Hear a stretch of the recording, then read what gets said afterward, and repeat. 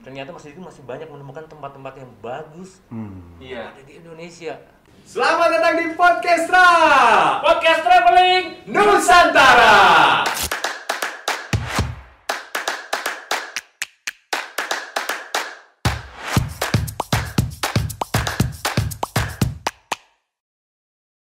Assalamualaikum warahmatullahi wabarakatuh. Waalaikumsalam. Apa kabar? Sobat Parekraf. Bukan Sobat Noah ya? Bukan. Ini adalah perdana, men. Yoi. Perdana, ini podcast perdana. Nama podcastnya adalah... Wih, ini mah luar biasa, kece banget. Mamanya apa? Podcastra. Waduh, untung pakai masker loh. Pakai shield. Jadi pas lu ngomong, trak tuh ketahan. Hawanya buat lu sendiri dah. Ya, ini adalah Podcastra. Artinya Jody. Wih, ini podcast perdana kementerian. Jadi ini adalah yang perdana. Jadi podcast ini dibuat karena orang-orang pada bikin podcast. Betul. Kita nggak mau kalah. Benar banget cuy. Namanya Podcastra. Ya. Podcast Traveling. Nusantara. Jadi perdana. Ingat, perdana. Nih, ini pertama kali nih. Iya. Jadi ini bukan cuma ngobrol-ngobrol doang. Mm-mm. Bisa dapat ilmu, bisa dapat hadiah. Wih, hadiahnya luar biasa nih. Nakanya, Katanya ada hadiahnya, seperangkat alat sholat dibayar tunai. Bodoh amat Kak Jody, bodoh amat, bodoh amat. Ada kulkas 14 pintu. Waduh, Terus itu kulkas apa kos-kosan? Terus ada handphone keluaran terbaru Ah. dengan nada getarnya 2, skala liter. Bodoh amat, bodoh amat. Jadi di Podcastra kita juga punya tagline-nya. Kasih tahu Jod. Wih, tagline-nya ini traveling terus. Kreatif terus. Mantap. Ini Molan, ini Jody dan kita akan mulai Podcastranya. Yes. Bukan kita yang akan kasih ilmunya. Bener, kalau kita mah. Kita mah aduh apaan Ya sih? Allah, kita mah followers doang. Jadi di setiap podcast bakal ada 2 narasumber. Heeh. Ilmunya bakal kita keruk. Wis. Kita cari ilmunya, ngobrol-ngobrol. Nah, hari ini kita mau ngobrolin apa? Kenalin dulu. Siapa? Langsung aja kita perkenalkan, ini ada Ibu Agustin Rahayu STMSI.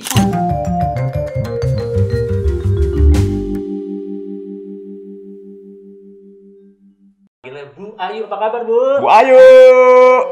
Baik, Sehat. baik. Sehat, Bu, ya? Panjang bener nama gue ya. Iya. Pendeknya apa pendeknya jadi? Ayu. Ayu. Iya, benar-benar. Tahu kan dengan artinya orangnya. udah ya? Hah? Tahu artinya Ayu ya? Jelasin dong apa itu? Enak sombong banget. Ini mah udah pasti Benar, pakarnya traveling. betul. Karena belakangnya udah ST. Sarjana traveling. Yes. Pinter banget. Iya Udah kan? muter-muter kemana aja Bu? Wah, Udah semua ini semua mah. belahan dunia sampai Indonesia udah kelar kalau Indonesia mah ya. Udah, belah Indonesia, Sabang sampai Merauke, udah. Udah. Dunia, Udah. sebut mana yang belum? Waduh. Nggak ada. Ya. Kita keliling dunia cuma di peta doang. Sebut mana yang belum? Gak ada. Jadi siapa Ibu Ayu ini? Wah, Ibu Ayu ini luar biasa. Ini Ibu Ayu sebagai Kepala Biro Komunikasi Kemenparekraf. Nah, Betul. nggak mungkin Kepala Biro Komunikasi nggak kemana-mana. Iya, bener. Semuanya mah udah. Iya. Bu, ikhlas ya Bu ya? Ikhlas. Sejam ngobrol sama kita ya? Iya Bu, Ikhlas, santai aja Bu. alhamdulillah. Karena saya agak gugup Bu. Karena saya ketutupan ginian nih. Sama ya, kita jadi kayak robot ngomong. Iya.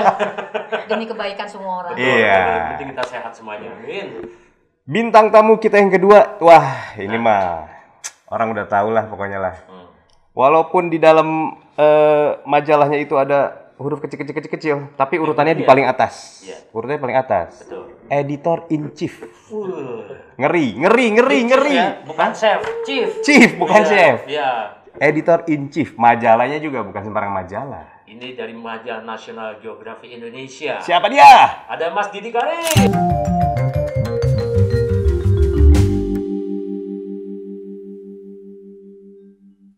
Mas Didi. Masih Kasim sih Mas, bukan Karim. Oh iya, Karim lagi. Gimana sih lu? Asin. Kacamata lu pakai makanya. Maaf, Nggak bisa pakai kacamata. soalnya parah dia. Iya, Bang, saya pakai apa ya? Silinder. Kacamata las biasanya. Mas Didi sehat ya? Sehat, alhamdulillah Mas, sehat. Kerja di NG katanya nggak pulang-pulang ya orangnya?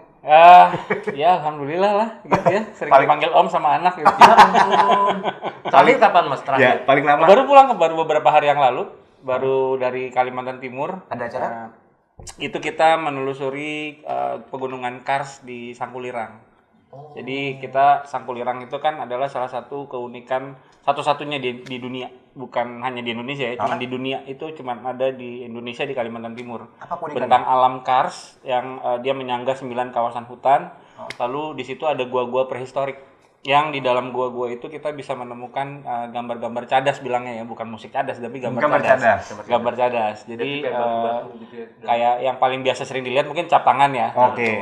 Jadi itu sekitar 40 ribuan tahun usianya gitu. Jadi kita menelusuri pegunungan Kars Sangkulirang karena begitu banyak masih pertanyaan yang belum terjawab sebenarnya gitu. Jadi asal usul migrasi perjalanan manusia di Nusantara itu bagaimana gitu ya, kita masih banyak yang kalau saya suka bilang itu bahwa Indonesia itu masih banyak blacknya, masih banyak hitamnya gitu. Belum kebuka ya? Di peta itu kita nggak tahu di dalamnya apaan, itu luar biasa sih.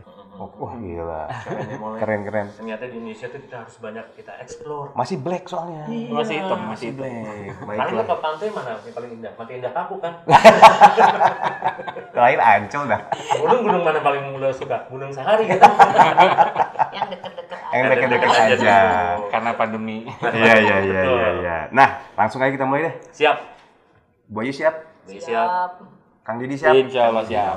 Karena di sini kudu siap mental. Parah nih acaranya. Ini perdana loh. Jadi terima kasih udah mau datang di acara perdana kita ya. Satu kehormatan. Kestra, hatur nuhun. Ini agak pertanyaannya Kak Jody aja deh. Oke, langsung aja kita mau nanya sama Bu Ayu. Apa peran dan fungsi Biro Komunikasi di Kemenparekraf ini? Iya. Kasih tahu nggak ya? Tipis-tipis Mau tahu banget. Kalau nggak mau ngomong di email aja Bu. Atau enggak pakai semapur. Nanti ada running text di sini nggak? Running text tinggal dibaca. Lihat di sini. Nah, apa namanya? Kalau peran dan fungsi Biro Komunikasi ya, namanya aja udah Biro Komunikasi, ya kan? Jadi tugas kita tuh jadi corong sebenarnya. Corongnya siapa? Corongnya kementerian ini untuk ngomongin soal ya apa aja yang ada di dalam kementerian, kebijakan, program-program, tapi yang relevan dengan publik lah. Kalau yang enggak kayak gosip-gosip di dalam gini mah nggak usah. Gitu. Harusnya itu juga Bu, Gitu seru ya? pasti. Atau jangan-jangan itu yang lebih seru. Iya gitu. Jadi intinya sih itu sih perannya Biro Komunikasi. Apapun yang dihasilkan di Kemenparekraf tuh akan disampaikan sama teman-teman di Biro Komunikasi ini. Dikeluar-keluarin lah gitu ke mana-mana gitu ya. Apa namanya dengan cara yang ya kalau zaman dulu cara birokrat gitu. Kalau sekarang kayaknya kita udah harus berubah ya dengan cara yang lebih mudah dipahami sama publik lah. Gitu. Jadi tugasnya Biro Komunikasi itu sebenarnya menyederhanakan hal-hal yang sulit dipahami orang. Gitu. Oke. Sulit nggak tuh kerjanya? Iya Bu. Susah sih sebenarnya. Menyederhanakan itu susah ya. Iya. Terus menyederhanakan untuk siapa nih targetnya? Nah, untuk stakeholder atau stakeholder kah atau para traveler kah? Iya, stakeholders itu diantaranya traveler itu bagian dari stakeholders sebenarnya. Jadi stakeholders itu kalau kita nyebutnya di sini pentahelix ya gitu ya. Jadi itu terdiri dari akademisi, terus kalangan bisnis, ABCGM singkatannya. ABCGM. Jadi akademisi, bisnis, terus community, media. Jadi ABCGM, government yang government. Jadi semua benar-benar semua. Semua unsur ada di situ. Jadi kenapa? Karena Kementerian Pariwisata dan Ekonomi Kreatif ini nggak bisa kalau jalan sendiri. Kerja sendiri nggak bakal bisa gitu ya. Sepinter-pinternya orang-orang yang ada di dalamnya gitu nggak akan bisa jalan sendiri. Jadi harus kerja bareng sama si kelima unsur pentahelix ini. Stakeholders lah orang gaya-gaya nyebutnya gitu ya. Pemangku kepentingan. Ngeri. Nah itu semuanya stakeholdersnya khusus di Indonesia apa dunia juga? Both ya, dua-duanya. Jadi kalau di Biro Komunikasi mainly untuk stakeholders di dalam ya. Karena kita fungsinya adalah itu tadi menjadi penyambung lidah, menjadi corong mengenai apa yang dilakukan sama Kementerian Pariwisata dan Ekonomi Kreatif gitu. Nah, di sana pun gitu. Jadi kita tetap reach out-nya sampai keluar gitu ya untuk ngasih tahu orang bahwa apa sih yang dilakukan oleh sebuah Ministry of Tourism and Creative Economy of Republik Indonesia gitu kan. Jadi tetap sih ada juga, cuma tidak directly ke wisatawan gitu, tapi lebih kepada keseluruhan itu. Gitu. Kalau yang wisatawan itu adanya di tim pemasaran. Dia langsung bicaranya ke end to end ya gitu ya. Jadi ke wisatawan mancanegara gitu, Nusantara juga gitu. Itu di pemasaran. Kalau di sini lebih kepada biro komunikasi, lebih kepada komunikasi itu tadi institusional. Jadi kalau di company kita tuh corporate communication. Oke. Nah, Bu, kita mau tanya juga nih, masalah isu tentang pariwisata nih Indonesia dan juga kreatif. Apa yang sekarang lagi ini tren banget nih? Isunya sekarang ini sih sebenarnya bagaimana kita mengangkat sektor pariwisata dan ekonomi kreatif agar lebih resilient. Gitu ya. Ini kan sekarang lagi terdampak pandemi nih. Jadi sektor kita ini paling terdampak gitu ya. Jadi utamanya pariwisata yang tadinya itu kontributor terbesar kedua setelah palm oil untuk perekonomian nasional itu kan das terhantam gara-gara pandemi ini ya. Nah itu bukan cuma di Indonesia sih, semuanya juga mengalami karena pergerakan manusianya dihentikan sehingga bisnisnya pariwisata itu kan dari pergerakan manusia. Pergerakan manusianya dihentikan, tewas lah gitu ya. Jadi terpuruk. Nah, karena itu sekarang ini isunya ya bagaimana kita membangkitkan lagi itu sektor gitu. Melalui apa? Ya motivasi sih gitu. Motivasinya apa? Melalui program-program yang tentunya bermanfaat buat sektor pariwisata dan ekonomi kreatif. Gitu. Ekonomi kreatif mengikuti gitu. Jadi kayak tadi kan traveling terus, kreatif terus gitu ya. Nah, jadi otomatis sektor ekonomi kreatif juga hidup kalau kemudian sektor pariwisatanya juga sehat gitu ya. Jadi ya both lah gitu.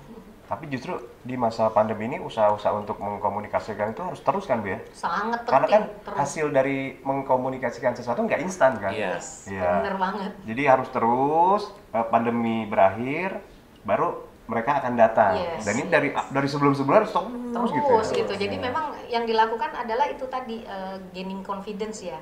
Apa yang keluar dari corong ini gitu ya, itu untuk meyakinkan masyarakat di luar sana, baik dalam negeri maupun di luar negeri, bahwa Indonesia ini siap gitu dengan segala resiko penanganan pasca pandemi ini gitu. Jadi ya supaya orang tuh aman, nyaman datang ke sini gitu ya, nggak takut-takut. Kalaupun seandainya amit-amit terjadi apa-apa, kita tahu cara menghandle gimana gitu loh. Nah, itunya yang kudu orang tahu, publik tahu tuh itu. Apa sih yang dilakukan gitu. Justru kudu kencang-kencangnya nih, Bu. Banget. Pas pandemi selesai, orang sedunia pengen jalan-jalan, datang ke sini. Nah, itu tapi terutama adalah informasi bagaimana penanganannya dulu. Ya kan, karena itu komitmen bersama dulu. Kalau misalnya langsung promosi tapi orang nggak tahu di penanganannya gimana, jadi ini paralel aja gitu semua. Cuma yang di awal itu memang yang capek kerja tuh ya memang di bagian corong nih, karena harus menginfokan apa sih yang kita lakukan gitu. Melalui tadi tuh stakeholders itu semua termasuk di media di dalamnya kan gitu. Berarti beda-beda tipis ya pemasaran sama Markom tuh jadi beda-beda tipis. Jadi ini Korkom di biro komunikasi itu Korkom, ada Markom sendiri di lantai 20 tuh. Oh, ada. Kalau itu langsung ke ininya. Ke pasarnya. Ke pasar gitu ya. Kalau di sini lebih ke yang tadi sampai ke government segala. Jadi beda cara berkomunikasinya sih, karena audiensnya juga beda kan. Kita penasaran nih sama Tiwi juga nih. Oh iya, kita belum kasih tahu. Tiwi. Hari ini bakal ada yang datang namanya Kak Tiwi. Iya, nama panjangnya siapa? Tiwi, Bang. Kiri. Nama panjangnya Ketawa ke Tiwi. Ya, pokoknya kemana-mana nanti ada Tiwi. Siapa Tiwi nanti kita cari tahu. Betul sekali. Lupa gua. Gua juga sama. Iya. Ingetin gua. Ini saking canggih narasumbernya. Ngeri. Oke, langsung ke Mas Didi juga. Kang Didi. Ya, Mas Didi tadi kan ngeliatin gimana nih ya kan masalah kita medianya nih. Tersampaikan nggak nih Mas media komunikasi dan juga seberapa pentingnya nih untuk pariwisata? Salah satu menurut saya adalah ketika kita bicara udah beyond destination ya, artinya kita sudah tidak bicara lagi soal deskripsi destinasi, karena itu semuanya kita bisa mudah dapatkan di Google atau di Wikipedia lah gitu semuanya. Tapi menurut saya salah satu yang multiplier efeknya adalah komunikasi. Ketika kita bisa membangun narasi, membuat sebuah tempat itu menjadi unik atau sebuah strategi atau sebuah produk itu bisa menjadi catchy gitu ya, atau lebih merujuk kepada siapa-siapa yang mau pergi gitu. Nah, menurut saya komunikasi ini adalah salah satu way out-nya sih, jalan keluar kalau menurut saya ya. Karena bayangkan kita waktu sebelum pandemi kita hidup dengan pariwisata seperti yang Bu Ayu bilang, di atas melebihi sektor migas gitu ya. Itu dengan keadaan yang kita hanya menjual alam. Kita belum merajut narasi-narasi negeri ini sehingga kita bisa mempunyai satu produk yang unik. Kayak misalnya Loch Ness yang dijual itu dongeng gitu. Dongeng. Jutaan orang datang hanya melihat danau dan tidak ada belum tentu. ya, dongeng Iya, sebenarnya. iya. Dan kita punya ribuan atau bahkan ini udah intangible gitu ya, udah nggak terhitung. Cerita negeri yang harus dikomunikasikan. Nah, ini menurut saya jadi tolak jadi langkah kita. Ini pandemi ini sebenarnya kalau saya berusaha untuk melihat sisi terangnya dari pandemi ini, dari kegelapan selama ini adalah kita ini sekarang di restart. Artinya kita dengan semua destinasi kita berada di garis start yang sama. Kalau dulu kita akan mau sebanyak-banyaknya kita promosi, kita akan kalah dengan yang sudah melakukan booking jauh-jauh hari gitu. Sekarang orang nggak ada yang booking. Ketika pintunya dibuka, kita semua di titik yang sama mulainya gitu. Jadi menurut saya benar tadi Bu Ayu dengan sepakat dengan kementerian bahwa inilah saatnya kita membangun narasinya, membangun strategi komunikasinya, sehingga kita punya kelebihan-kelebihan yang tidak saling tumpang tindih gitu. Jadi semuanya tuh kita punya negeri yang menu kita tuh berbab-bab gitu. Kalau orang mau sebagai pejalan, ketika mau mencari inspirasi, dia mudah menemukan, dia mudah teredukasi gitu ya. Yang sebelum-sebelumnya menurut saya kita kurang bisa menemukan cerita-cerita itu gitu. Nah, komunikasilah jalan keluar menurut saya. Being resilience adalah ketika kita tahu apa yang kita punya dan kita bisa benar-benar memakai itu untuk menjualnya gitu. Wih. Nah, gila di sana mereka punya Loch Ness ya. Loch Ness. Dongeng Doang dijual. Kita Banyak punya sekali. tangguhan perahu tuh ada tuh, Iya. perahu nangkup gitu. Iya, perahunya ini ya. Batu maling kundang. Iya. Itu nggak banyak sekali yang Banyak ya kita ternyata. explore ya, belum banyak sih. terhitung Terhitung. legenda cincin api gitu ya, bagaimana gunung-gunung itu semuanya adalah bagian dari cerita-cerita leluhur, bagaimana kita tuh bangun dari situ gitu. Iya, benar. Artinya keajaiban alam itu yang kita tahu, yang nampak sekarang itu kan yang sudah tereksplor. Iya. Negeri kita ini baru cuma berapa persen yang dieksplor. Wah, Iya. Masih banyak. Luar biasa sih buat Kita sempat tadi kan off air yang ngobrol-ngobrol sama Mas Didi juga kan ya. Ternyata Mas Didi masih banyak menemukan tempat-tempat yang bagus Iya. ada di Indonesia. tenang Bu Ayu. Modal buat jualan masih banyak. Masih banyak. Tenang. Belum Masih terjamah. banyak hidden paradise. Yes. Iya, betul. Nggak akan kehabisan pokoknya. Iya. Nah, Mas Didi ini kan dikenal sebagai coach untuk komunikasi kreatif. Nah, kita boleh nggak nih dapat masukan? Selain tadi masukannya yang udah disampaikan sama Mas Didi, ini pemerintah seperti Kemenparekraf, hal-hal apa aja yang perlu dikomunikasiin ke publik nih? Mumpung ini Mbak gratisan coaching. Iya. Buat Kemenparekraf. Kalau Bu Ayu biasanya lewat WhatsApp. Oh, udah. Kodenya gitu pasang. Udah duluan. Apa ya, ininya mungkin kendala pertama, mungkin kalau bicara kendala mungkin yang punya kendalanya itu adalah ketika destinasi-destinasi kita itu tidak terhubung, tidak ternetwork gitu, Akses. tidak akses. Itu salah satu menurut saya komunikasi itu akan sangat berat dilakukan ketika tidak ada akses. Itu yang menjadi PR keseluruhan lah, tidak hanya pariwisata rasanya, itu multi ministry. Tapi kalau saya boleh usul adalah sebenarnya kita punya banyak anak-anak lokal yang punya kemampuan luar biasa dalam storytelling, dalam bercerita gitu ya. Jadi yang perlu kita lakukan adalah menemukan mereka dan membuat satu jejaring yang membuat mereka terhubung dengan seluruh the whole scheme of communication-nya gitu. Seluruh 360 tadi omnichannel, kalau kita suka bilangnya omnichannel ya. Bahwa mereka adalah channel-channel kita gitu. Mereka adalah tentakel-tentakel yang sebenarnya harusnya merujuk kepada satu wadah, yang mana menurut saya wadahnya di negeri ini untuk kita bicara pariwisata ya harus di Kementerian Pariwisata gitu. Jadi buku pintarnya harusnya ada di sini dan banyak dan ketika saya berkeliling ke tempat-tempat pelosok-pelosok negeri itu pasti menemukan orang-orang yang punya cerita gitu, dan mereka itulah harusnya menjadi coachnya gitu loh, pelatihnya itu harusnya mereka gitu, mereka yang diberdayakan lah untuk diberikan panggung untuk mereka bisa cerita gitu. Jadi itu sih Mas, kalau menurut saya sih salah satu kuncinya adalah menemukan cerita-cerita lokal, karena kalau ngomong cerita, narasi kita ini masih narasi individu, bukan narasi kolektif gitu. Jadi kita itu memori kita memori individu. Iya sih benar. Berserakan tuh Mas. Banyak ya. Banyak lah Mas, kalau punya kampung halaman pasti kan ada cerita-cerita legenda kampung halaman sendiri. Nah, itu kan memori individunya kan. Nah, narasi untuk promosi itu harusnya terjahit menjadi satu rangkaian.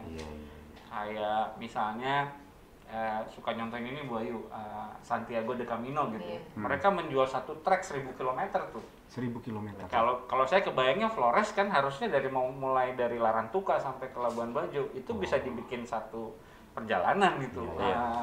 Satu narasi yang karena nyambung semua gitu. Kalau misalnya ngomong gunung di Larantuka ketemu di Maumere itu ceritanya ada benang merahnya, tenunnya ada. Saya kemarin baru pulang dari Flores, kita ekspedisi naik motor dari mulai Maumere ke Labuan Bajo. Wow. Jadi satu hal yang kita temukan untold story of Flores itu adalah ketika leluhur sudah mengatur mana yang bikin tenun, mana yang berkebun, mana yang berdagang. Keren. Itu narasi yang sebenarnya kalau kita menggunakan itu sebagai promosi, orang nggak akan stay di satu tempat. Mereka harus jadi orang gunung itu berkebun. Ketika dia melakukan tradisi leluhur, mereka harus menggunakan tenun, tapi mereka tidak bertenun, tidak boleh sama leluhur, karena yang bertenun ada di orang pesisir. Sehingga mereka harus turun di pesisir. Barter. Nah, disitulah harusnya kita membuat jadinya produk pariwisata yang lu turun di Maumere, dan gua kasih paspor. Cap gitu kan, bahwa nanti di ujung kementerian akan memberikan lu adalah certified travelers yang sudah tahu soal Flores gitu. Bukan hanya soal Labuan Bajo. Itu baru satu Bu Ayu. Baru satu pulau. Tapi Mas Didi, ini saya punya pikiran jahat nih. Maaf nih. Bu Ayu, saya punya pikiran jahat gini. Dimaafin nggak? Tadi kan katanya salah satu masalahnya adalah akses. Tapi saya mikir, udahlah, akses jangan terlalu bagus-bagus. Semakin bagus aksesnya, semakin banyak orang datang. Ntar semakin rusak. Bener nggak tuh otak jahat saya begitu tuh? Iya, kadang-kadang ada benar ya. Ada benarnya. Jadi gimana caranya? Kalau buat saya gini, makanya kita harus membuat sebuah komunikasi yang spesifik siapa yang mau kita datangkan. Ketika kita mendatangkan orang-orang yang spesifik dan kita special interest lah katakan gitu ya, minat khusus gitu. Orang-orang yang ada di dunia itu adalah travelers yang well educated. Mereka ada hidup di dunia itu ya, birding, ya trekking, ya mountain climber, ya cycling, diving. Mereka adalah orang-orang yang mengerti akan dunianya, dan mereka akan lebih memilih mereka menjadi lokal, bukan lokal mengikuti selera mereka gitu.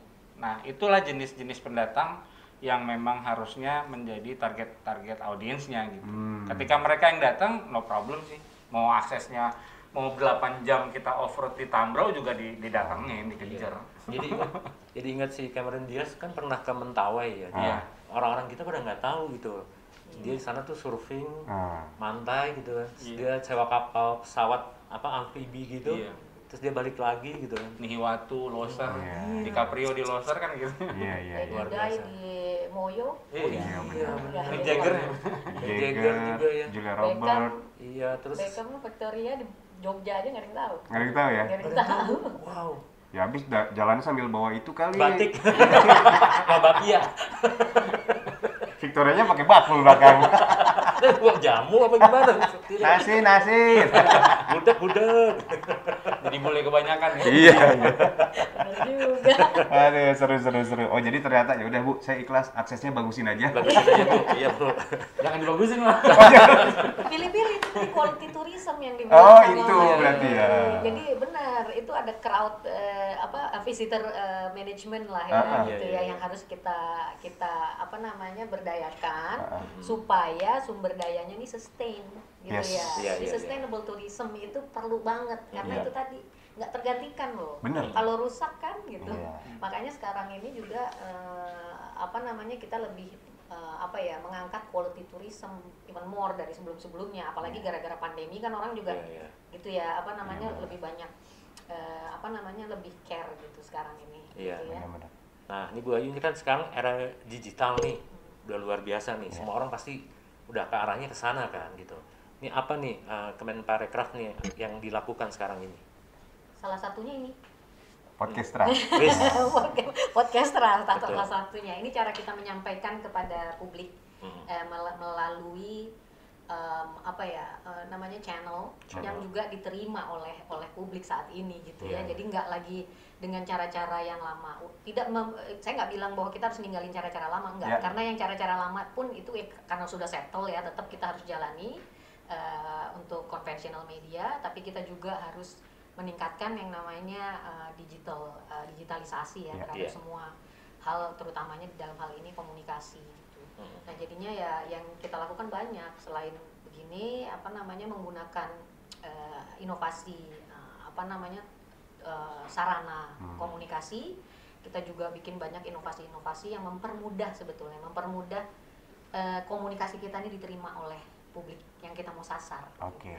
Berarti selalu adaptasi dengan keadaan Bu ya? Ya dengan media habitnya orang di luar ya gitu. Jadi kalau enggak ya kita kayak mau ngomong sama siapa gitu, ngomong sama tembok, kalau nggak nangkep apa. Iya benar. Nah sekarang kasih bocoran Bu, tadi kita udah kasih tahu Tiwi. Tiwi Bu. Tiwi teh saha Ibu? Iya kita penasaran semua nih Bu, kayak arwah semuanya kita penasaran. Jadi Tiwi ini kan tadi saya bilang nih kita terus-terusan bikin inovasi. Oke. Gitu ya. Nah Tiwi ini sebenarnya gara-gara pandemi ini gitu, mungkin itu bukan hal yang aneh buat sebagian besar orang yang bergerak di dunia komunikasi ya, karena Tiwi ini adalah customer service 24 jam kita sebetulnya. Jadi dia ini chatbot, cuma di kementerian lain belum ada yang punya. Serius? Gitu. Jadi kita bikin itu sebagai inovasi. Kemarin tuh sebenarnya gini kan, tadi saya bilang nih pariwisata dan ekonomi kreatif ini terhantam keras kan gara-gara pandemi. Betul. Itu ya ampun yang nanya tuh banyak banget, ini kita mesti ngapain, apa sih yang dibuat Kemenparekraf segala macam gitu ya.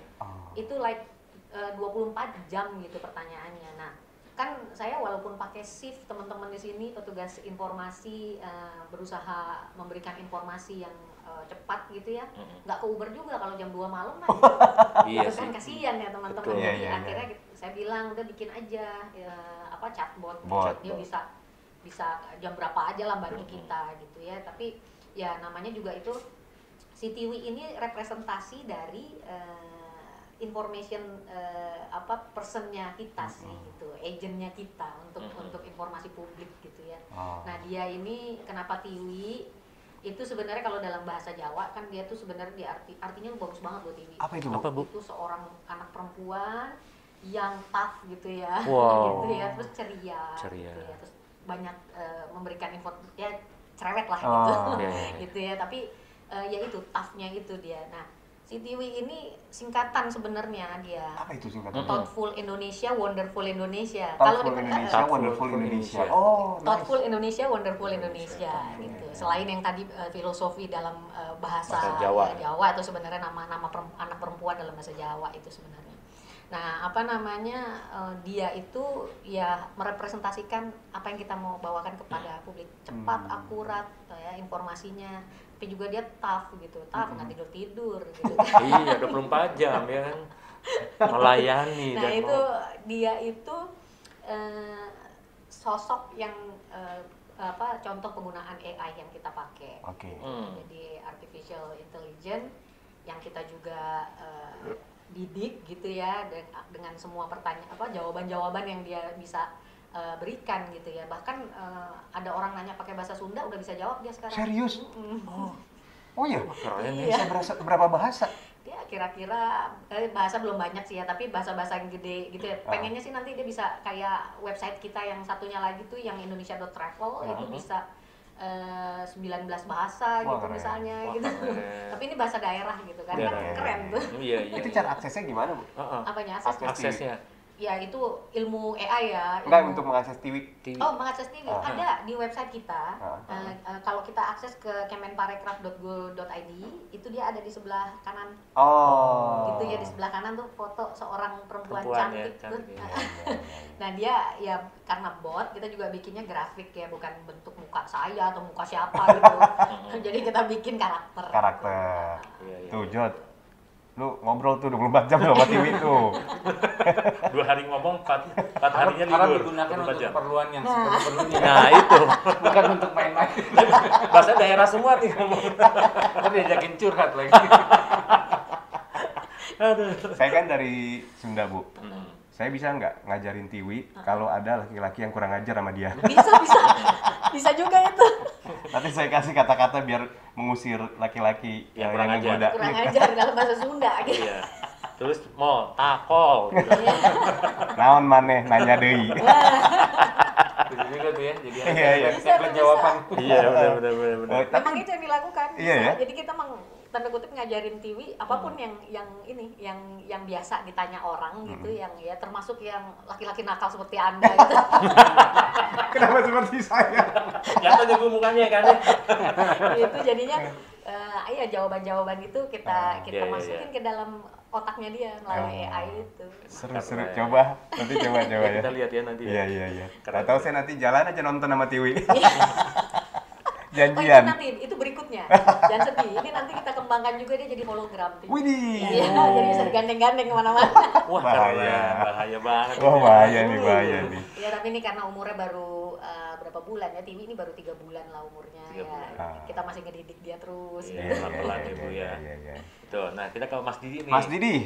Kan podcast di mana-mana nih Mas Didi, ya kan? Sebenarnya untuk industri pariwisata dan juga ekonomi gimana nih? Perlu nggak?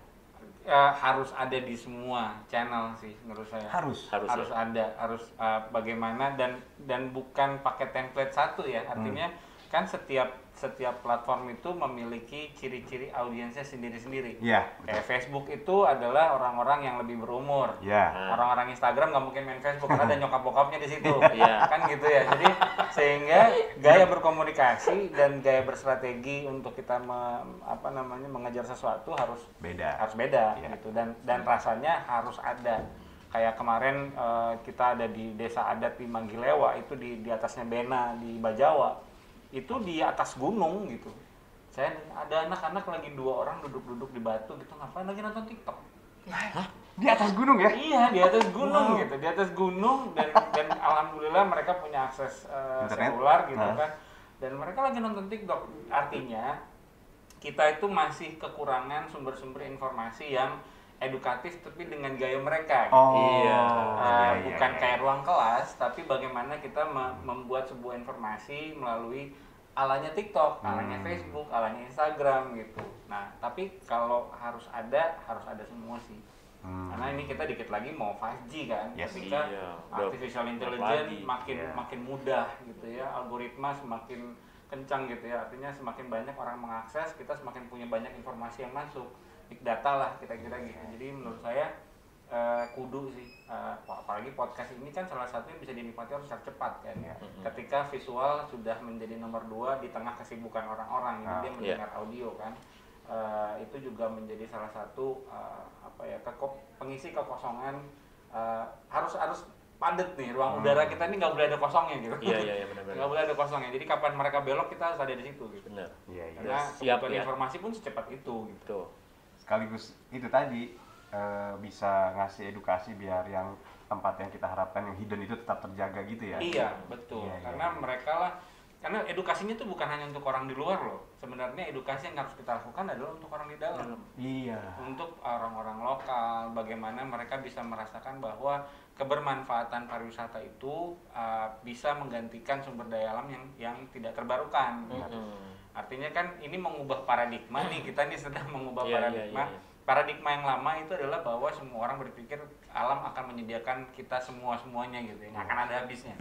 Nah inilah sebenarnya edukasi yang sebenarnya menurut saya harusnya juga dilakukan, adalah memberikan kesadaran kepada pengelola destinasi di lokal untuk mereka lah yang menjadi ujung tombaknya destinasinya, bukan kita sebagai turis, sebagai pejalan. Kita sebagai pejalan itu adalah mengedukasi supaya kita bijak gitu kan. Tapi di lokal di dalam ya itu juga penting sih. Iya setuju. Batu bara bisa habis. Benar. Minyak bumi bisa habis. Nah kalau pariwisata nggak habis. Cuma kalau nggak dijaga. Wah udah. Kalau Ini kadang-kadang kita tuh sering sebel ya gini kayak anak-anak termasuk turis lokal kita nih ya, nggak menyalahkan juga ya mungkin anak sekolah dan sebagainya, naik ke gunung bagus banget itu, tiba-tiba ada di Batu tulisan STM, SMA was here, ya kan? Jody Love Sukaisi. Buset.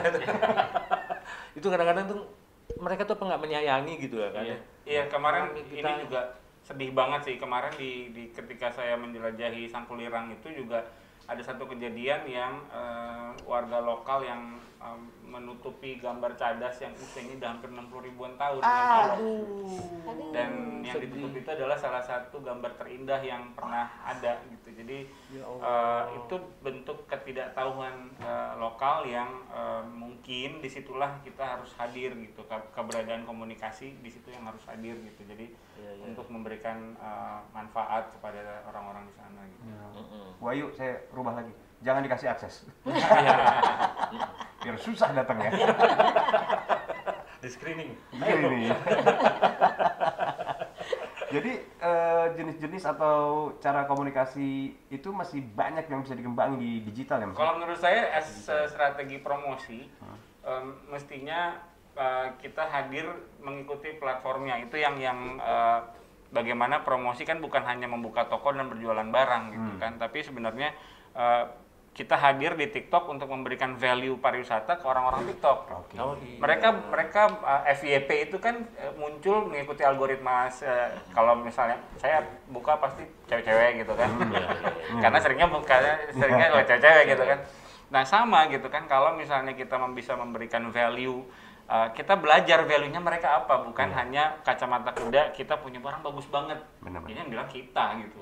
Mereka belum tentu bilang itu bagus gitu kan. Nah harus by riset sih, makin banyak riset makin bagus, makin banyak data makin bagus, sehingga kita bisa lebih kenal dengan orang yang kita ajak bicara gitu.